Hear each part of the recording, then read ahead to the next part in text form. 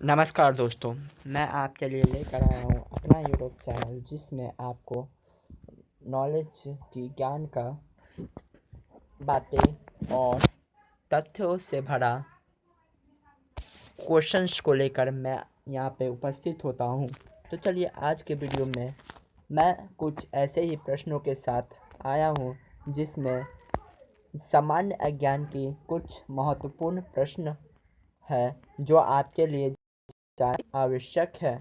तो चलिए वीडियो को शुरू करते हैं। हमारा पहला प्रश्न है, मरने के बाद राम नाम सत्य क्यों बोला जाता है। नेक्स्ट प्रश्न है हमारा, कृष्ण किन्नर ताली क्यों बजाती है। डायनासोर विलुप्त क्यों हो गई। नागमणि का क्या रहस्य है। 76 वर्ष बाद दिखाई देने वाला तारा कौन है। मानव की उत्पत्ति कैसे हुई। ऐसे ही कुछ प्रश्नों को उत्तर और हमारे बेस्ट एजुकेशनल इंस्टीट्यूशन से जुड़ने के लिए हमारे ऐप डाउनलोड करें और व्हाट्सएप से जुड़ने के लिए हमारे व्हाट्सएप ग्रुप लिंक डिस्क्रिप्शन में दिया हुआ है, उससे जाकर हमारे व्हाट्सएप ग्रुप से जुड़ सकते हैं। हमारे ऐप का लिंक भी डिस्क्रिप्शन में दिया हुआ है, आप वहां से जाकर हमारे बेस्ट एजुकेशनल इंस्टीट्यूशन ग्रुप का एप्लीकेशन डाउनलोड कर सकते हैं। तो चलिए वीडियो को शुरू करते हैं। मरने के बाद राम नाम सत्य क्यों बोला जाता है। दरअसल हिंदू धर्म में राम नाम को सबसे अधिक महत्व दिया गया है। ऐसी मान्यता है कि राम का नाम 3 बार जपना भगवान के नाम के 1000 बार जप करने के बराबर होता है। इसलिए जब भी किसी की अंतिम यात्रा निकाली जाती है, इस दौरान सभी लोग राम नाम सत्य है बोलते हैं। लेकिन खुशी के माहौल में इन 4 शब्दों का एक साथ उच्चारण कभी नहीं किया जाता है। राम नाम सत्य है का अर्थ सत्य भगवान राम का नाम है। यहाँ पर राम को ब्रह्मात्मा यानी कि सर्वोच्च शक्ति माना गया है। राम नाम सत्य बोलने का पहला कारण यह है कि मृत शरीर से आत्मा का निकलना और परम शक्तिशाली भगवान में समा जाना है। यह एक परम सत्य है। इस जीव को दुनिया की सभी परेशानियों से मुक्ति मिल गई है। अब इस जीव की आत्मा इस संसार चक्र से आज़ाद हो गई है और उसका सांसारिक मोह माया से मतलब खत्म हो गया है। इसलिए अंतिम संस्कार के वक्त राम नाम सत्य है बोला जाता है। हमारे नेक्स्ट प्रश्न है, किन्नर ताली क्यों बजाती है। दरअसल किन्नरों के द्वारा ताली बजाना उनकी एक पहचान है और उनके ताली बजाने और अन्य लोगों के ताली बजाने में बहुत ही फर्क होता है। उनके द्वारा ताली बजाना आशीर्वाद के रूप में भी माना जाता है। ऐसा कहा जाता है कि जब कोई किन्नर आपसे खुश हो जाए तो वह ताली बजाकर आपको आशीर्वाद देते हैं और उनके द्वारा आशीर्वाद देना मिलना हमेशा सत्य होता है। हमारे तीसरा प्रश्न है, डायनासोर विलुप्त क्यों हो गई। हमारे तीसरा प्रश्न क्या है, डायनासोर विलुप्त क्यों हो गई।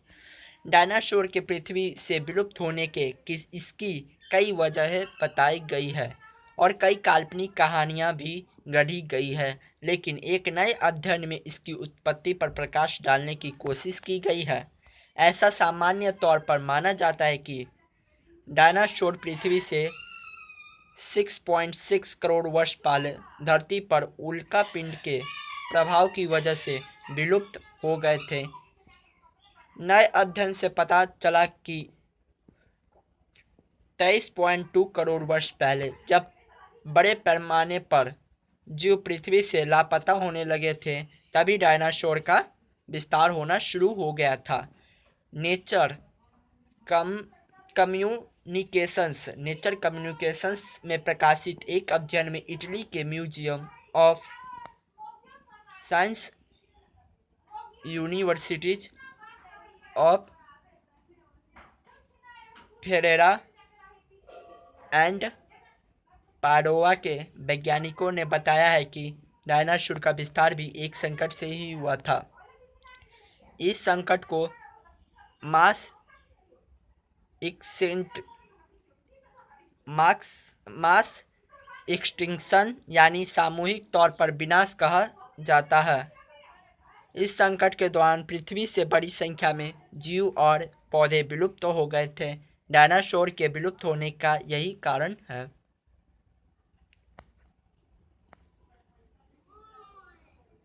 चौथा प्रश्न है हमारा, नागमणि का क्या रहस्य है?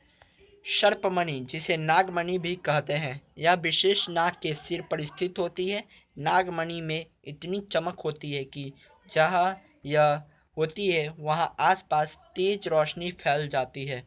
नागमणि मोर के कंठ के समान और अग्नि के समान चमकीली दिखती है। नागमणि अन्य मणियों से अधिक प्रभावशाली और अलौकिक होती है। नागमणि सर्पों का जीवंत है। हमारे नेक्स्ट प्रश्न है, 76 वर्ष बाद दिखाई देने वाला तारा कौन है? 76 वर्ष बाद दिखाई देने वाला तारा पुच्छल तारा है। चमकते हुए खगोलीय पिंड जिनकी पूंछ हो उन्हें कॉमेट यानी पुच्छल तारा कहते हैं। यह सौरमंडल के ही भाग है और अपनी निश्चित अक्ष पर सूर्य के चक्कर काटते हैं। कॉमेट पत्थरों, धूल तथा गैसों से बने होते हैं। इनकी पूंछ में अमोनिया, मीथेन भाप तथा बर्फ के कण होते हैं। जब सूर्य की किरणें इन पर पड़ती है तो ये चमकते हैं। कुछ कॉमेट बहुत ही चमकीले होते हैं तथा सामान्य तौर पर आंखों द्वारा देखे जा सकते हैं, परंतु कई कॉमेट्स टेलीस्कोप द्वारा ही देखे जा सकते हैं। वैज्ञानिक इन कॉमेट्स का टेलीस्कोप द्वारा अध्ययन करते रहे थे। ऐसा अनुमान लगाया गया है कि हर साल औसतन 9 नए कॉमेट्स की खोज होती है। हमारे अगले प्रश्न है, मानव की उत्पत्ति कैसे हुई? ब्रह्म से ब्रह्मा की उत्पत्ति हुई और ब्रह्मा ने स्वयं को 2 भागों में विभक्त कर लिया। उनका एक रूप पुरुष स्वयंभू मनु और एक भाग स्त्री यानी सतरूपा था। सप्तचरु तीर्थ के पास वित्सता नदी की शाखा देविका नदी के तट पर मनुष्य जाति की उत्पत्ति हुई। मनुष्य की उत्पत्ति कैसे हुई?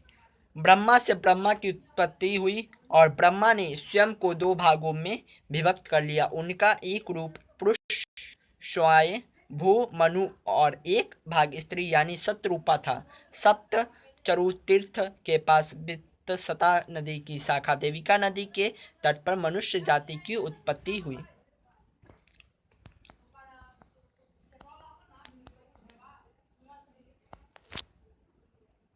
सामान्य ज्ञान के इस प्रश्न में बस इतना ही। आप सभी के लिए और भी एजुकेशनल मटेरियल डालते रहूँगा, यूट्यूब पर डालते रहूँगा। आप लोग ज़रूर से ज़रूर इस वीडियो को देखें, शेयर करें, सब्सक्राइब करें और हमारे